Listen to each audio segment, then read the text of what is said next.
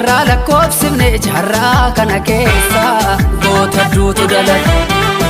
goonni sabaaf lolee qawwee fannifatee daangaa tiksaa jedhee dhalootatti laate gabrummaatti kufuu jarra lakkoofsifne jarra kana keessa jarraanis dalate jarra abbaa gadaa qawwee fannifatee diinaan lolaa turus dhalootatti laate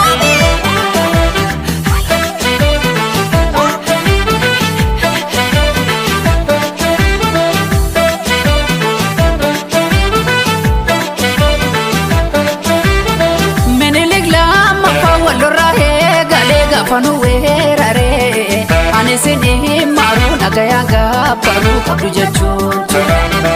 ingabbaru jedhee waggaa sadee lolee gootummaadhaan darbee yaadatamuu qaba leenjisoo diiggaadhaa kan seenaa geedda kamiseef sanbatee jirti ijoollee warqitu hirroorri si duyini yoomuu harka kenne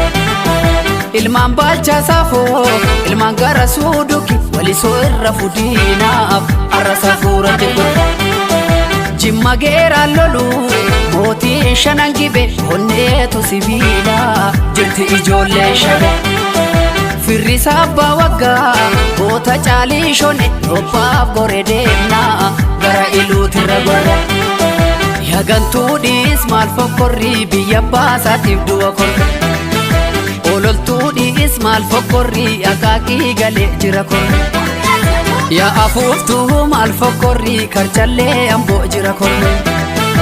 abdii murattee kaatee jarrii gidduu seeni baasi gargari